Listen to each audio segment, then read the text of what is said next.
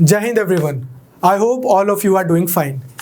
This video is for those who have just started their UPSC preparation. या तो वो beginner हैं या फिर वो लोग जिनकी एज है 26 से 32 UPSC की प्रिपरेशन कर रहे हैं या फिर किसी स्टेट PSC की एग्ज़ाम की तैयारी कर रहे हैं। मतलब जिनको आंसर्स लिखे बहुत टाइम हो गया है, ग्रेजुएशन किए काफ़ी समय हो गया है। तो होता क्या है कि as many of you may know that about 2 weeks ago हमने एक UPSC का बैच स्टार्ट किया, जिसमें जैसे हम हर 15 डेज़ में एक टेस्ट लेते हैं, तो वहाँ पर उनका टेस्ट लिया गया। Students have written amazing answers, बहुत ज़्यादा अच्छे आंसर्स लिखे। लेकिन एक मेरे पास मैसेज आया एक बच्चे का जो बिल्कुल न्यू कमर है। उन्होंने लिखा कि गुड आफ्टरनून सर, मैंने पूरे लेक्चर्स लगाए थे भरत सर के, उसमें हमने वर्ल्ड हिस्ट्री पढ़ा रहे थे और इंडक्शन चल रही थी। So I wasn't successful in writing answers, although मेरे पास इंफॉर्मेशन थी, नॉलेज थी मेरे पास में, knowledge I had, I just couldn't pen down that knowledge. Ideas जो मेरे पास थे, जो मुझे पता था वियना कांग्रेस से लेकर और French revolution and so on, I just couldn't write those things down in a way कि मेरे को लगता कि हाँ ये मेरे आंसर्स हो गए, ये लो सर मेरा आंसर, ये लो मेरे टेस्ट। तो मुझे लगा कि हमें इन बच्चों को तो हेल्प करनी है इस चीज़ में, लेकिन सभी बच्चे तो हमारे पास में उस कोर्स में एनरोल्ड भी नहीं है। बहुत सारे बच्चे और इंस्टीट्यूट्स में भी होते हैं। आंसर राइटिंग की प्रैक्टिस इंस्टीट्यूट्स में यूजुअली नहीं करवाई जाती। इसके 2 कारण हैं। या तो आप किसी ऐसे इंस्टीट्यूट में जाते हो जो बहुत बड़ा इंस्टीट्यूट है, जैसे दिल्ली के इंस्टीट्यूट्स होते हैं बहुत बड़े बड़े, तो उनके पास में इतना वो वहाँ पे पॉसिबल ही नहीं है। अगर मेरी एक क्लास में 500 बच्चे बैठे हैं और मेरे दिन में 7 बैचेस चल रहे हैं, तो मैं इतने बच्चों के आंसर्स कहाँ से चेक कर दूँ? तो आंसर राइटिंग का प्रैक्टिस का इतना कल्चर नहीं होता। उनको एक और चीज़ भी लगती है कि फिर हम एक काम करेंगे, एक अलग से टेस्ट सीरीज़ इन्हीं बच्चों को भेज देंगे जो मेरे पास अदरवाइज़ कोर्स पढ़ रहे हैं UPSC का। अगर आप किसी छोटे इंस्टीट्यूट्स में जाते हैं तो वो छोटा इंस्टीट्यूट किसी कारण से है, वो वहाँ पे वैसे ही कल्चर ऑफ एक्सीलेंस नहीं है, वहाँ पर आंसर राइटिंग अच्छे से करवाई नहीं जाती। तो हमने क्या सोचा है कि हम कुछ चीज़ें जो आप चाहे हमारे स्टूडेंट हैं चाहे नहीं हैं, इन बच्चों को तो हेल्प होगी ही जो हमारे बच्चे हैं। हमें लगा कि कुछ टिप्स हम आपसे शेयर करें जो बिगिनर्स के ज़्यादा काम के हैं। अगर आप UPSC की प्रिपरेशन अभी आपने, if you started it in the last 5 to 6 months और स्पेशली लास्ट 2 to 3 मंथ्स में अगर आपने UPSC की प्रिपरेशन स्टार्ट की है या आप करने जा रहे हैं, नंबर 1। नंबर 2, या फिर आप UPSC की प्रिपरेशन तो कर रहे हैं बट आपने बहुत टाइम से आंसर्स नहीं लिखे हैं, तो आपको ये वीडियो में आई होप कुछ हेल्प मिलेगी। अब एक चीज़ मैं हमेशा आपको बोलता हूँ, there is no one way to crack this exam. 1000 अगर सीट्स निकलती हैं तो 1000 यूनिक तरीके हैं इस एग्ज़ाम को क्रैक करने के। सिमिलरली आंसर राइटिंग को भी इम्प्रूव करने के हज़ारों तरीके होंगे। I am just mentioning one way which has worked for my students over the last so many years. While I'm talking to you right now, one of my students who got single digit rank in Punjab PCS 2 months ago is sitting in my office writing one test. उनको UPSC की preparation करनी है, तो वो बोलते हैं कि मैंने उनको बुलाया, मैंने उनको बोला कि उनका ज्योग्राफी ऑप्शन लाया कि आप बैठिए, आप पूरा टेस्ट करिए यहाँ पर। तो माई पॉइंट इज़ कि इसी तरह से हम बच्चों, इनफैक्ट ये वाले भी जो टेस्ट हम आपको दे रहे हैं, the one that I am going to show you right now, जो हम नए बच्चों को दे रहे हैं, ये वो टेस्ट हैं जो हमारे स्टूडेंट्स ऑलरेडी पंजाब PCS में, हिमाचल में, हरियाणा में एंड सो ऑन, जो PSC सर्विसेज निकाली है जिन्होंने, या ऑलरेडी IRS हैं, IPS हैं, रैंक इम्प्रूवमेंट के लिए एग्ज़ाम दे रहे हैं, उन लोगों को भी हम यही टेस्ट देते हैं। वो हमें अपने आंसर्स भेजते हैं और एक न्यू कमर हमें अपना आंसर भेजता है। तो जो आपकी इवैल्यूएशन होती है आंसर्स की, वो किसके रेफरेंस में होती है? उन लोगों के जो ऑलरेडी सर्विसेज में हैं। तो उससे क्या होता है कि अब आप चाहे ऋषभ पंत है खेलना, तो उसको धोनी के स्टैंडर्ड पे ही पड़ेगा। My point being that even if you are a newcomer, you will have to compete with those who are already in से revenue services, audit and accounts, IRS, IPS, state services में हैं और वो exam दे रहे हैं। तो उस plane पे अगर हमें ऑपरेट करना है तो हमें ग्रेजुअली इम्प्रूव करना है। तो हैविंग सेड दैट, अब जो इस तरह की प्रॉब्लम जो है, ये सिर्फ एक बच्चे को नहीं होगी कि हाँ मैंने पढ़ लिया, CBL से पढ़ लिया, कहीं और से पढ़ लिया, मुझे आता तो है पर मुझसे अच्छे आंसर्स नहीं लिखे जा रहे, या मुझसे स्टार्ट ही नहीं किया जा रहा। अच्छे आंसर्स की मैं आज बात ही नहीं कर रहा हूँ, वो मैं अलग से वीडियो बनाऊंगा। आज सिर्फ ये वीडियो उन बच्चों के लिए कि मैं आंसर राइटिंग स्टार्ट कैसे करूँ। तो before discussing about this further कि बिगिनर्स कैसे आंसर लिखे, मैं आपको छोटा सा एक प्रीव्यू देना चाहता हूँ कि हमने उनसे क्वेश्चंस क्या पोज किए। तो हमारा जैसे कि लाइक आई सेड कि हम उनसे कुछ कंटेम्प्रेरी इश्यूज़ को लेकर और वर्ल्ड हिस्ट्री को लेकर हमने टेस्ट नंबर 1 लिया था। अभी हमारा 10-12 डेज पहले ही UPSC का बैच शुरू हुआ है। There is going to be another batch starting on 16th of August। तो पहला क्वेश्चन जैसे था कि discuss the impact of USA's exit from Afghanistan on India strategic and economic interest in the region. 11 सितंबर को यूएस से अफगानिस्तान से चला जाएगा, तो इंडिया का वहाँ पे इकोनॉमिक इंटरेस्ट और उसके स्ट्रेटेजिक इंटरेस्ट के ऊपर उसका क्या पॉसिबल इम्पैक्ट हो सकता है। Discuss how Pakafuz initiative poses challenge to India strategic bet on INSTC। Pakistan, Afghanistan, Uzbekistan अगर ताशकंद, कंधार और पेशावर को जोड़कर 550 किलोमीटर का एक ट्रेन ट्रैक बना रहे हैं, उससे इंडिया का जो इनिशिएटिव है INSTC, इसके ऊपर क्या इम्पैक्ट होता है। इनफैक्ट दो students who are not enrolled with us, आपको भी मैं बोलूँगा कि आप ये क्वेश्चंस देखिए और जो भी क्वेश्चन आपको समझ में आता है, अच्छा लगता है, उसका आंसर आप यूट्यूब कमेंट्स में लिखिए। Will try to go through your answer as well. Third, India has recently inaugurated its first plasma bank, तो इंपॉर्टेंस ऑफ प्लाज्मा थेरेपी के ऊपर एक हमने थर्ड क्वेश्चन पूछा था। फोर्थ क्वेश्चन था जो बहुत प्रोबेबल होगा इस बार एग्जाम में, पेगासस को लेकर कि in the light of Pegasus controversy examine की सिक्योरिटी, साइबर सिक्योरिटी कंसर्न्स क्या है। तो इसके ऊपर जैसे एक छोटी सी चीज़ जो थी, जो NSNO बोला कि हम तो सिर्फ स्टेट्स को ही ये सॉफ्टवेयर बेचते हैं, समझ में आ गया। मान लो सच भी है कि NSO सिर्फ स्टेट्स को ही ये सॉफ्टवेयर, ये टेक्नोलॉजी वो करता है, शेयर करता है, पर NSO दुनिया की इकलौती कंपनी थोड़ी है जो इस तरह की टेक्नोलॉजी बनाती है। तो हो सकता है कि कोई और कंपनी हो, वो बोले कि ठीक है आप इंडिया को बेचिए, आप चाइना को बेचिए, आप पाकिस्तान को बेचिए, हम तो रिलायंस को भी बेचेंगे, हम तो वॉलमार्ट को भी बेचेंगे, हम तो अमेजोन को भी बेचेंगे, and then so on. So just because one company is saying, although even that claim is not verified yet, but just because one company is saying that their only clientele are sovereign states, does not mean that every company can even claim so, let alone adhering to it. फिर उसके बाद हमने next question पूछा, Lancet global health की एक report आई थी कि India में न्यूरोलॉजिकल डिसऑर्डर्स बहुत ज़्यादा बढ़े हुए हैं या बढ़ते जा रहे हैं, इसका क्या रीज़न है। तो उसके ऊपर ये क्वेश्चन था। ऑफ कोर्स ये सब बच्चों को करवाया भी है पिछले 15 दिन में। This is why the students could say कि आता है, पॉइंट्स हैं अब हमारे पास 15 दिन पढ़ने के बाद, बट लिखना क्या है। नेक्स्ट क्वेश्चन कि recent surge in oil prices, जो तेल 100 रुपये पहुँच गया है, बोलते हैं it has got a lot to do with OPEC decision making. तो ये भी इकोनॉमी वाले सर ने करवाया था।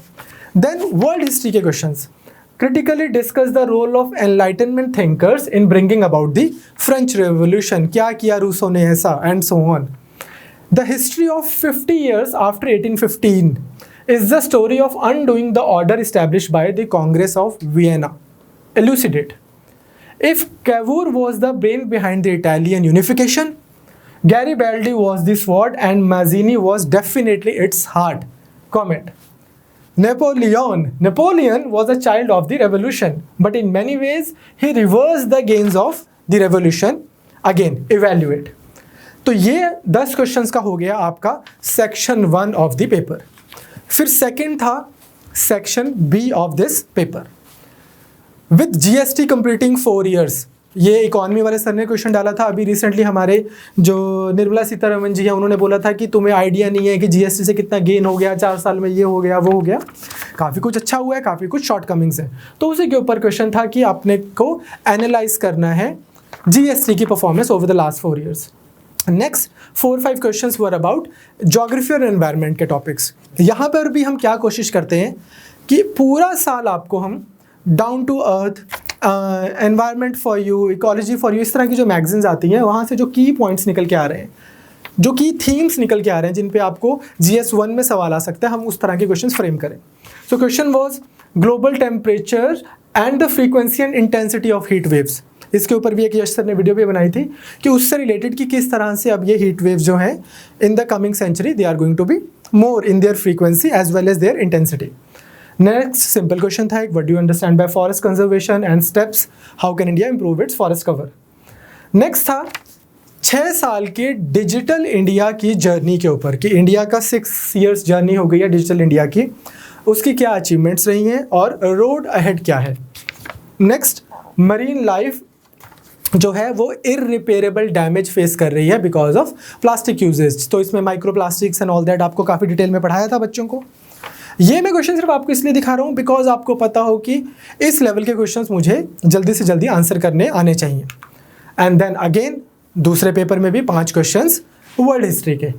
चार क्वेश्चंस वर्ल्ड हिस्ट्री के। ये एक क्वेश्चन था उसके ऊपर कि ये आपने सुना होगा ना, golden crescent and all that, कि इंडिया जो है अफगानिस्तान, पाकिस्तान एंड इधर की तरफ से देखा जाए तो एक बहुत बड़ा अनफॉर्चुनेटली ट्रांजिट हब और डेस्टिनेशन बनता जा रहा है नारकोटिक्स का। इनफैक्ट आपने अभी सुना होगा 3-4 दिन पहले ही one of the ports in India, वहाँ पर सीज किया गया है 4000 करोड़ रुपए के वर्थ के नारकोटिक्स, तो कोकेन एंड ऑल दैट। तो वो साउथ एशिया का एक बहुत बड़ा transit as well as destination बनता जा रहा है। तो उसके ऊपर आपको इंटरनल सिक्योरिटी के पॉइंट ऑफ व्यू से आंसर करना था सवाल को। नेक्स्ट फिर वर्ल्ड हिस्ट्री के 3 क्वेश्चंस। ये तो यूपीएससी का ही क्वेश्चन है 2019 का I think. Explain how the foundation of the modern world was laid out by the American and French revolutions. And then there were a couple of other questions as well. British victory in the 7 Years' War started a chain of events ultimately resulting to the formation of USA. Discuss. And the inappropriate handling of the political crisis by Louis XVI not only contributed to the actual outbreak of French Revolution in 1789, but was also responsible for giving it the radical turn. And last but not the least, while the revolution of 1776 to 83 created the United States, 76 to 83 created the United States, the Civil War of 1861 to 65, it was this civil war which determined that what kind of nation it is going to be. Elaborate. तो अब बच्चों को पढ़ाया गया, इस तरह का test लिया गया, हर 15 दिन में हम एक टेस्ट लेते हैं। अब दोबारा हम आते हैं जहाँ से वीडियो स्टार्ट हुई थी। बहुत सारे बच्चों ने बहुत सारे अच्छे आंसर्स लिखे हैं। नए नए बच्चों ने 21-21 साल के, 20-20 साल के बच्चे जो अभी अगले साल एलिजिबल होंगे एग्ज़ाम देने के लिए, उन बच्चों के भी बहुत बच्चों के आंसर्स पढ़ के मुझे इतनी खुशी हुई। In fact one of our students who is already a PCS officer Punjab में, वो ऑफिस आज आए हुए थे, मैंने उनको आंसर दिखाया तो ही वॉज ऑल्सो लाइक कि सर कितने प्रॉमिसिंग बच्चे हैं, हमें तो 20 साल में कुछ आता ही नहीं था। बट ये ज़रूरी नहीं है, ये ज़रूरी नहीं है कि आप अपनी प्रेपरेशन पे किस लेवल पे हो। आज आपने प्रिपरेशन स्टार्ट की है बच्चे, 1.5 साल बाद आप अपना मेंस लिखोगे, ऑलमोस्ट 14-15 महीने बाद अपना मेंस लिखोगे। तो even if you are here today और कोई और इधर है, कोई फ़र्क ही नहीं पड़ता। बात ये है कि जब नेक्स्ट ईयर आप जब मेंस की आपकी डेट आएगी, उस दिन आप यहाँ पर हो के नहीं, आप अगले 1.5 साल में ग्रो कितना करोगे वो मैटर करेगा, ना कि आज आप कितना अच्छा आंसर लिख पा रहे हो। तो इसमें अब मैं आपसे 5 मिनट लगाकर कुछ थोड़ी सी स्ट्रेटजीज डिस्कस करना चाहता हूँ, जिससे आपका राइटर्स ब्लॉक तो जाना चाहिए। आपको एक चीज़ और पता हो, हम आपको पढ़ा रहे हैं यूपीएससी के एग्ज़ाम के लिए, मतलब आपका प्रीलिम्स, आपका मेंस, आपका इंटरव्यू। तो जब हम जो कोई चीज़ को डिज़ाइन कर रहे हैं ना, तो we are trying to have an eagle eye view कि बच्चे का इन टोटलिटी ये चीज़ उसका अच्छा होना चाहिए। विद इन दिस कोई एक चीज़ ज़्यादा स्ट्रॉन्ग हो या कोई एक चीज़ थोड़ी कम स्ट्रॉन्ग हो, वो अलग अलग बच्चों की यूनिक होती है। तो डजेंट मैटर, अगर किसी बच्चे को वर्ल्ड हिस्ट्री आपसे अच्छी आती है क्योंकि उनका ऑप्शनल भी हिस्ट्री है, डजेंट मैटर। किसी एक बच्चे का GS2 स्ट्रॉन्ग है क्योंकि उनका पॉलिटिकल साइंस ऑप्शनल है या पबेड ऑप्शनल है, डजेंट मैटर। ओवरऑल आपको अच्छा आना चाहिए। तो इसको किस तरह से हम बेटर कर सकते हैं? 3 चीज़ें हैं। अगेन मैं दोबारा बोल रहा हूँ कि ये उन लोगों के लिए जो बिल्कुल बिगिनर्स हैं या जिन लोगों ने आंसर राइटिंग नहीं कभी की, वो बच्चे जो 2-2 साल से तैयारी कर रहे हैं, जिनको ऑलरेडी बहुत अच्छा आंसर्स या ऑलरेडी वो आंसर्स लिखते हैं पर उनको ये नहीं पता कि वो बहुत अच्छा आंसर लिख रहे हैं कि नहीं लिख रहे। इस वीडियो में उनके लिए इतनी मतलब डायरेक्टेड नहीं है, टारगेटेड नहीं है। If they can find something meaningful from this video, well and good. Otherwise, this video is essentially for beginners and for those who have not written many answers. 3 steps हैं बच्चे, अगर आपको अच्छे answers लिखने हैं। Rome was not built in a day. आपके साथ में भी ऐसा नहीं होगा कि आप एक ही दिन में बहुत ज़बरदस्त आंसर लिख दोगे। इनफैक्ट आप इस सिचुएशन में पहुंचते ही तब हो जब आपको लगता है कि मेरे पहले टेस्ट में मैं 20 के 20 आंसर्स इतने ज़बरदस्त लिख दूं कि चेतन सर बोले या जो भी एग्जामिनर है वो बोले कि वाह क्या आंसर लिखे हैं। ऐसा नहीं है। आप पहले दिन ही सब कुछ अचीव करने का नहीं सोचो, आप धीरे धीरे ग्रो करो। वो ग्रोथ में स्टेबिलिटी होगी, स्ट्रॉन्ग फाउंडेशंस के साथ में आप आगे बढ़ोगे। तो 3 स्टेजेस हैं जिसको मैं बोलता हूँ कि write, first of all you must write to start with, then improvise and then innovate. What do I mean by that? मैं ये चाहता हूँ कि जब भी आप आंसर लिखो, लेट्स से आपको हमने 20 क्वेश्चंस दिए, आपके पास 15-20 दिन है, आप डेली भी एक एक दो दो आंसर्स लिखोगे। आपने एक बार तो टेस्ट कर लिया, 2 घंटे 3 घंटे में आप बैठे, टाइम्ड मैनर में आपने टेस्ट दे दिया, लेकिन ये क्वेश्चन तो आपके पास ही हैं, अभी भी आपके पास 15 दिन है। आप डेली 2-2 क्वेश्चंस के आंसर्स लिखो, लेकिन जब उनको आपने लिखना है ना, तो you are suppose to focus on just one skill set at a time. This has worked for many students, it will work for you as well. You must focus on only and only one skill set at a time.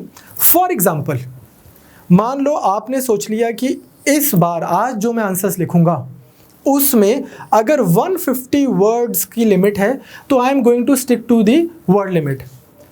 Paper को check करने वाला चाहे 100 कमियां निकाल दे और मेरे answer में, I don't care, ये कमी नहीं वो निकाल सकता कि बेटा आपने 151 वर्ड्स क्यों लिख दिए।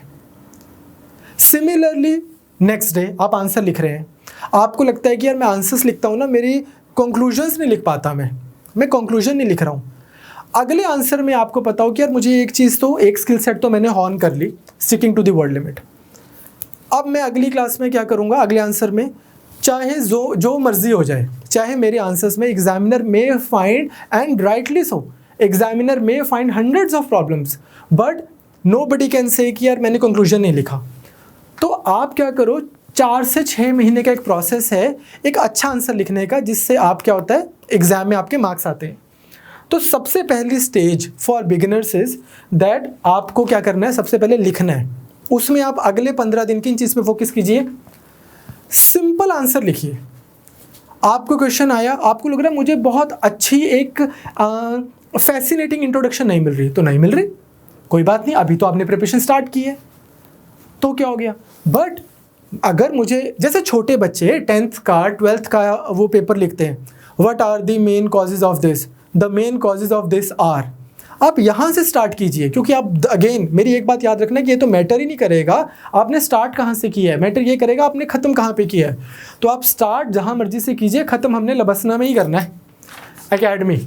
Okay, IAS nothing less than IAS, IPS, IFS, IRS, what ever your dream is. तो बिल्कुल आप सबसे पहले मान के चलिए कि मैंने पढ़ा हुआ है ना, मुझे पॉइंट्स आते हैं। अगर मैंने नहीं पढ़ा हुआ तो चलो वीडियोस देखता हूँ, लेक्चर देखता हूँ, PDF पढ़ता हूँ, समझ आएगा तो मैंने पढ़ा हुआ है, नहीं समझ आया तो मैं टीचर से बात करूँगा कि सर ये टॉपिक नहीं समझ आ रहा।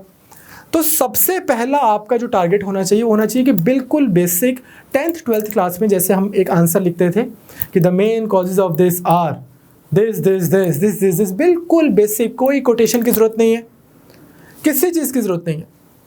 सिंपल आंसर राइटिंग आप स्टार्ट कीजिए कि पहला मेरा एजेंडा क्या है कि हाँ मैंने कुछ भी लिख दिया, जुवेनाइल लिख दिया पर लिख दिया। Second thing, wherever you feel like putting a comma, put a full stop.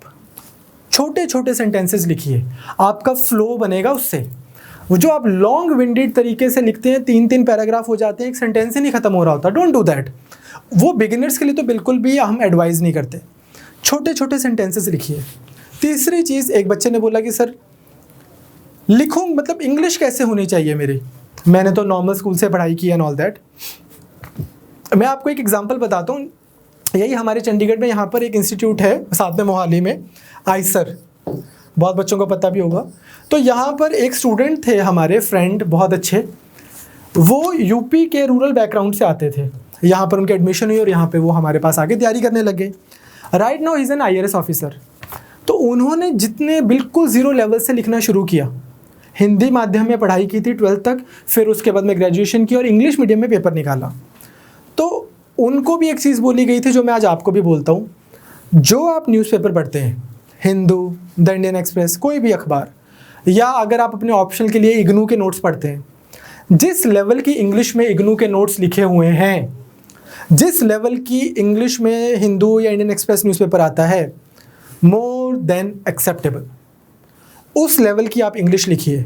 अगर आपको उस लेवल की इंग्लिश अभी नहीं लिखनी आ रही तो NCERTs, उस लेवल से आप स्टार्ट कीजिए, ठीक। लेकिन अगेन फोकस कीजिए कि मैं छोटे सेंटेंसेस लिखूं, मैं सिंपल सेंटेंसेस लिखूं। अभी मैं शिशु हूं, फिर मैं किशोर बनूंगा, फिर मैं नवीन किशोर, जो भी होता है ना वो एक। तो ये हो गया हमारा step 1। Then we come on to step number 2। Step number 2 में क्या है, that I am going to stick to the word limit. ये बहुत इंपॉर्टेंट है आपके लिए। स्टार्टिंग में अगर आपने ये हैबिट शुरू से ही डेवलप कर ली कि आप जो वर्ड लिमिट है उसको ऑफ शूट नहीं करते हो तो आपके साथ में एक चीज़ कभी नहीं होएगी। वो क्या है कि आपका ना एग्ज़ाम छूट गया। होता क्या है, आपको दो चीज़ों पे काम करना होता है, एक तेज़ लिखने की प्रैक्टिस पे काम करना है, दूसरा वर्ड लिमिट को रिस्पेक्ट करने पे काम करना है। अगर आप ये दो चीज़ें कर रहे हो तो आपका एग्जाम नहीं छूटेगा। आधे बच्चों का पेपर इसलिए रह जाता है क्योंकि वो धीरे लिखते हैं, और बहुत बच्चों का एग्जाम इसलिए रह जाता है क्योंकि वो एक आंसर को इतना लंबा कर देते हैं, दूसरे को, तीसरे को, चौथे को। बाय द टाइम उनके 13-14 आंसर हुए होते हैं, by the time they have written about 13-14 answers, they are not left with enough time to complete the remaining 6-7 answers. So one thing that you must start right from the beginning is that you are writing within the word limits prescribed. इसके लिए आपको क्या चीज़ help करेगी, जो मैं ऊपर बोल के हटाऊँ, छोटे छोटे सेंटेंसेस लिखिए, उससे क्या होगा कि आप सीधा पॉइंट पे आएंगे। नाउ लास्ट एक और चीज़, एक और चीज़ क्या है, अंडरस्टैंड द क्वेश्चन। यहाँ पे क्या है कि लेट्स टेक, मैं आपको एक एग्जांपल बताता हूँ, यूपीएससी का ही प्रीवियस ईयर क्वेश्चन है, 4-5 साल पहले आया था कि Indian political party system is going through the phase of paradox, या Indian political party system is full of paradoxes and is going through a phase of transition, discuss, या कोई भी इस तरह का सवाल आता है। हमारी यूजुअली टेंडेंसी क्या होती है, हम इस तरह से क्वेश्चन को इंटरप्रेट करते हैं।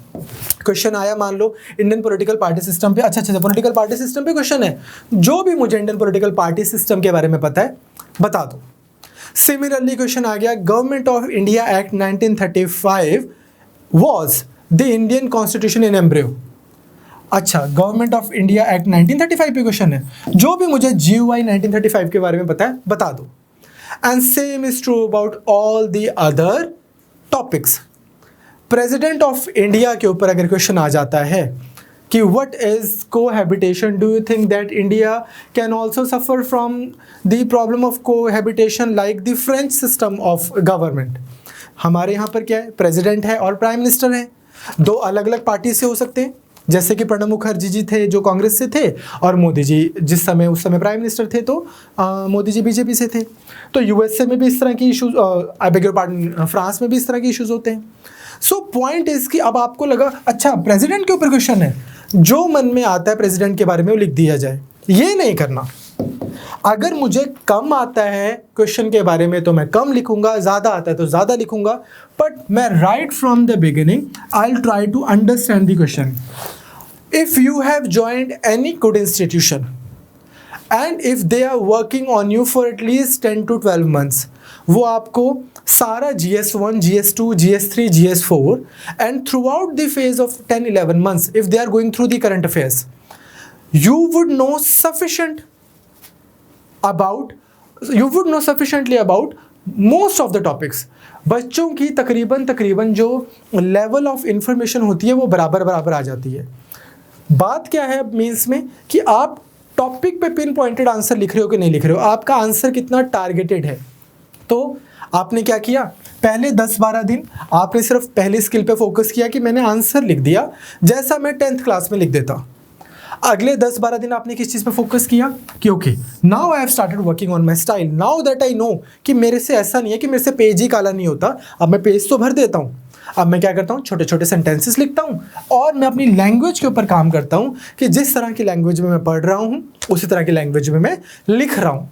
तीसरी चीज़, okay I am going to stick to the word limits, और अब मैं ट्राई करता हूँ कि मैं सुपरफ्लुअस चीज़ें नहीं लिखता, काम की चीज़ें लिखता हूँ सो दैट मैं वर्ड लिमिट ऑफ शूट ना करूँ। चौथी चीज़ क्या है, ओके मैं ना शायद बिल्कुल टारगेटेड नहीं लिख रहा हूँ आंसर के ऊपर, मैं ट्राई करता हूँ मैं आंसर के ऊपर फोकस करता हूँ। And last but not the least, in stage 1 मैं पेपर पूरा करता हूँ। ये बहुत गोल्डन रूल है, वो बच्चे आपको बताएंगे जो ऑलरेडी मेंस बहुत बार लिखा है, जिन्होंने एग्जाम निकाला है। होता क्या है, बिकॉज यूपीएससी का, I am talking about UPSC today and this like I have mentioned it earlier 10 times, I am mentioning it one more time that this video is for the beginners. UPSC का exam इतना लेंदी हो जाता है कि वहाँ पर quality तो मोर और लेस सभी की कॉम्प्रोमाइज़ हो जाती है। On an average you are supposed to complete one answer in 6 to 7 minutes, और हॉरिजॉन्टल डाइवर्सिफिकेशन इतनी ज़्यादा है टॉपिक्स की कि एक टॉपिक के बारे में फिर अगले, poverty, hunger, governance, citizen charter, IR, ये सब इश्यूज़ के ऊपर आपको सवाल दिख रहे हैं आपके सामने, और आपको पता है कि यार ये मेरे को आज अच्छा करना है एग्ज़ाम, नहीं तो 1 साल के ऊपर बात जाएगी. Now in that phase, in that situation, you can either think or write. You will have to write very quickly. Because you will have to write very quickly, more or less सबकी quality compromise होती है. तो आपको क्या करना है, जो आपको अदरवाइज रियल लाइफ में जो आप आंसर लिख पाते हो आराम से, वो वहाँ पर नहीं लिख पाओगे. तो एक्स्ट्रा मार्क्स मिलने के चांसेस किसको हैं? Somebody who has attempted 14 questions versus somebody who has attempted all the 20 questions. इसके मार्क्स ज़्यादा आने के चांसेस है. Of course you will have to make sense, आपको वहाँ पे कुछ मीनिंगफुल तो लिखना ही है. पर किसी ने 14 चीज़ें बहुत अच्छी लिखी हैं वर्सेस किसी ने 20 आंसर्स अच्छे लिखे हैं, तो स्टैटिस्टिकली स्पीकिंग ऐसा देखा गया है कि इस बच्चे के मार्क्स ज़्यादा आ रहे हैं. तो ये चीज़ों पे आपने काम किया. नाउ मान लीजिए आज से आपने इस पे काम करना शुरू किया. 2 months डाउन द लाइन आप क्या हुआ, आप यहाँ से कि sir I am not able to pen down my views, मेरे को आता है पर मैं पेन डाउन नहीं कर रहा हूँ. इससे आप कहाँ पे पहुँच गए? आप बोलोगे कि sir I am writing answers but I am writing very basic answers. Sir I am trying to understand the statement, I don't know how successfully I am doing it. I'm trying to write in, like I'm writing answers, but I'm writing very short sentences. I'm writing in very basic limits, but sir, I'm sticking to word limits and I can complete the exam. अब आपको पता है कि अब मेरे सामने paper आएगा, तो मेरे थोड़े मिनिमम मार्क्स आ गए, मेरी फाउंडेशन बन गई. फिर आप मुझसे पूछोगे कि अब इसके बाद क्या करना है? स्टेज 2. नाउ हम आपको ब्रॉडली तो बताएंगे ही, आपको इंडक्शन क्लासेस में भी बताया था और आपको दोबारा बताएंगे कि सवाल का जवाब सिर्फ स्टेटमेंट अच्छे से अंडरस्टैंड करने पे बात खत्म नहीं हो जाती.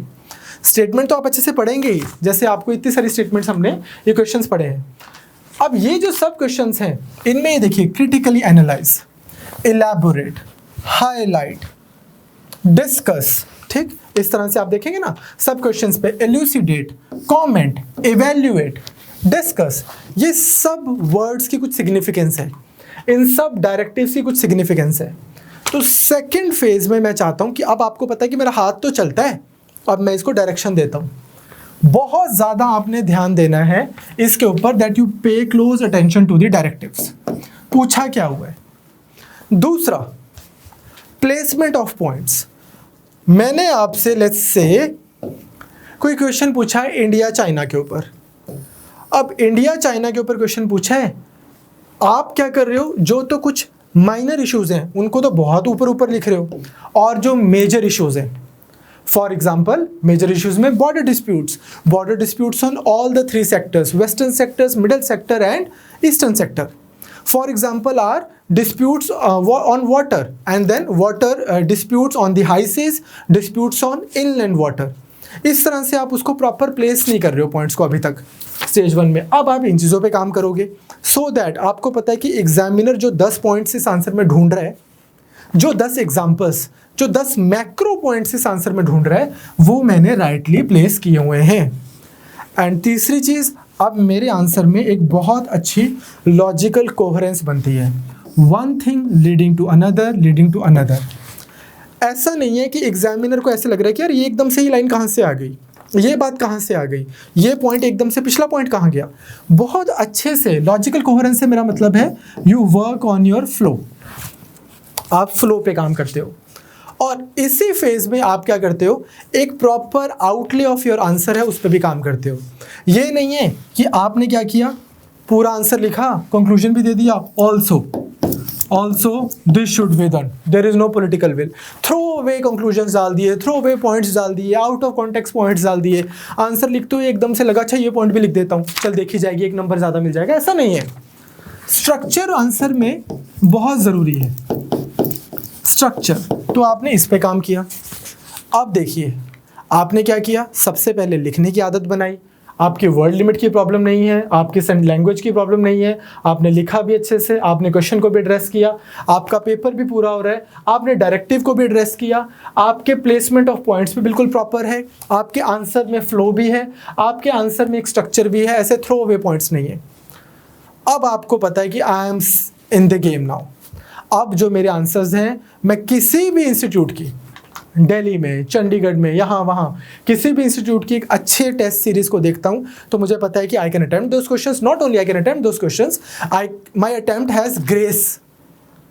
मैं बहुत अच्छे से अटेम्प्ट कर रहा हूँ. अब आपको now that you have confidence, अब आपकी प्रिपरेशन में भी कितना टाइम हो गया? लेट्स से पहली स्टेज में आपने 3 मंथ्स लिए, 3 मंथ्स में आपका बिल्कुल फ्लो बन गया. नेक्स्ट 3 मंथ्स में आपने ये स्टेज अचीव कर ली. अब आप सीरियस कैंडिडेट हैं. अगस्त, सितंबर, अक्टूबर, नवंबर, दिसंबर, जैन, अगर आप अभी से भी स्टार्ट करते हैं 6 महीने में आप सीरियस कैंडिडेट हैं. Now what? अब आप बोलते हो कि अब मुझे लाना है रैंक. दंगल यहाँ से स्टार्ट होता है. ठीक, अब हरियाणा से हैं तो थोड़े बहुत ऐसे वर्ड्स आएंगे ही मुंह से. यहाँ पर you work on this thing but make sure that you don't overdo it. Somebody came up to me yesterday, that student is already in this services. उन्होंने मुझे बोला कि सर दिल्ली में ओल्ड राजेंद्र नगर में बैचेस चलते हैं हाउ टू मेक इन्फोग्राफिक्स. ये बच्चों को बेवकूफ़ बनाने वाली चीज़ें हैं और जो बच्चे ऐसे बेवकूफ़ बन रहे हैं उनको भी पता लग जाए कि आज भी यूपीएससी उस बच्चे के लिए एग्ज़ाम बनाती है जो, अगर मैं जीएस की बात करूं तो उसने एनसीईआरटीज़ पढ़ी है अच्छे से, उसको अच्छे से आती हैं, उनको कॉन्टेक्स्ट में पढ़ा है, उसने ढंग से रेफरेंस बुक्स पढ़ी हैं और डेली न्यूज़पेपर पढ़ता है. ऑप्शनल का पेपर आज भी उस बच्चे के लिए बनाते हैं जिसने ग्रेजुएशन से हायर लेवल और पोस्ट ग्रेजुएशन से कम लेवल का, मतलब ऑनर्स लेवल का ऑप्शनल किया हुआ है. Just because institutes like us they keep on coming with things like these. Infographics का बैच चल रहा है, इसका बैच चल रहा है, उसका बैच चल रहा है, डज नॉट मीन कि आपने इसको लेके पागल हो जाना है. अपनी प्रिपरेशन तर्कपूर्ण तरीके से कीजिए, लॉजिकल अटेम्प्ट होना चाहिए आपका. हमारे यहाँ से भी, हमारा भी कोई पेटेंट नहीं है लॉजिक पे. हमारी भी जो बात आपको इलॉजिकल लगती है या आपकी प्रिपरेशन के लिए सूट नहीं करती उसको छोड़ दो. 20 बातों में से जो 2 चीज़ें काम की लगती हैं वो रख लो. ठीक, बट तो इसको भी मैं बोलना चाहता हूँ कि यहाँ पर अब आप क्या काम करते हो, डायग्राम्स अपने आंसर्स में डालने शुरू करते हो अच्छे से. अगर कोई ऐसी चीज़ है जो मैंने स्टेज 3 में डाली है, आपको लगता है कि यार ये तो मैं स्टेज 1 से ही कर सकता हूँ, वेल एंड गुड, बहुत अच्छी बात है. बट मैं ये बोल रहा हूँ कि अगर आपको अपने आंसर इंप्रूवमेंट है, आपने मीन्स आज तो देना नहीं है, आपने तो 1.5 साल बाद देना है.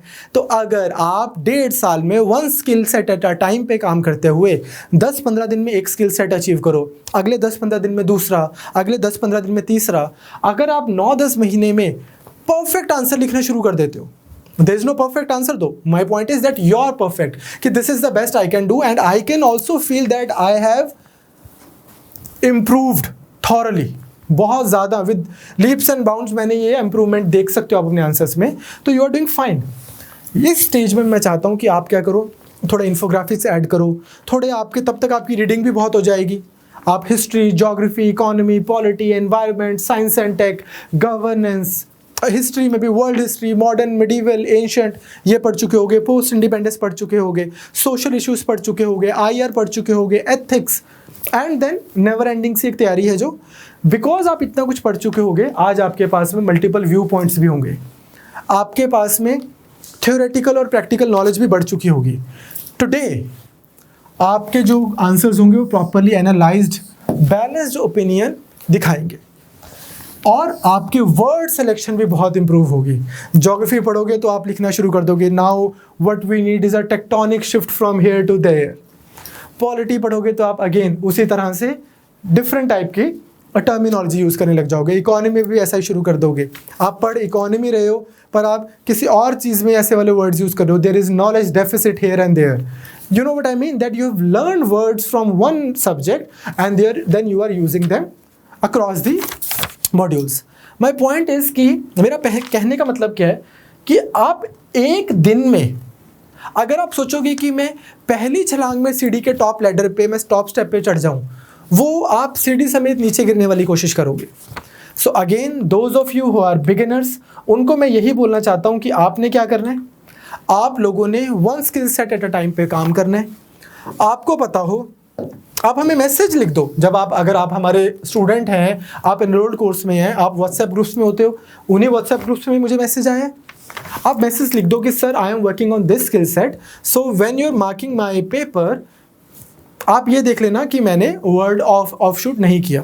Next 10 days sir I have tried to answer keeping directive in mind. Next 10 days, sir, I've tried to complete the paper. You may not like my handwriting, but you will notice that I have attempted all the 20 questions. Sir, in this paper, this paper, that. धीरे धीरे धीरे धीरे धीरे आप देखोगे कि mains answer writing body building की तरह है कि आप 2 दिन में नहीं आप इस तरह से बॉडी बना सकते, आपको प्रॉपर टाइम देना है. Of course, like I am nobody to comment on like how to make muscles because I have never tried it, but you know what I am saying. So मैं यही बोलूँगा again, वो बच्चों को जो हमारे साथ PCM कॉम्प्रिहेंसिव कोर्स में नहीं है, उनको भी मैं बोलूँगा कि आप भी जिस भी इंस्टीट्यूट में हैं, आप अपने मेंटर्स को आंसर्स दिखाइए, उनको बोलिए कि हमें आप फीडबैक दें. इस वीडियो के कमेंट्स में भी आप आंसर्स लिख सकते हैं उन क्वेश्चंस का जो मैंने यहाँ पे दिखाए हैं आपको. ठीक, आप यही क्वेश्चंस के आंसर्स अपने इंस्टीट्यूट्स में भी दिखा सकते हैं. अगर आप UPSC की प्रिपरेशन करना चाहते हैं, आपको लगता है कि आप 2022 में या 2023 में अटैम्प्ट देना चाहते हैं, 15 अगस्त से हमारा सेकंड बैच शुरू हो रहा है. जो ये बैच है वर्ल्ड हिस्ट्री वाला, ये इसके एडमिशन्स नेक्स्ट वीक बंद हो जाएंगे और फिर 15 अगस्त से हमारा न्यू बैच शुरू होगा which will start with polity and economy. आप उसको ज्वाइन कर सकते हैं. अगर आप कोई इंस्टीट्यूट कोई जगह ज्वाइन नहीं करना चाहते हो और खुद से तैयारी करना चाहते हो, तो भी मैं चाहूँगा कि आप इन चीज़ों से आपको, आई होप इस वीडियो से आपको कुछ हेल्प मिलेगी. आप आंसर्स लिखिए. एक और चीज़ जो मैं फाइनली बोलना चाहता हूँ, 1 आंसर अ डे बहुत अच्छी हैबिट है. 2 answers a day even better habit. And like I have already mention कि ऐसा नहीं है कि कोई एक ही स्ट्रेटेजी है जो फॉलो करनी चाहिए.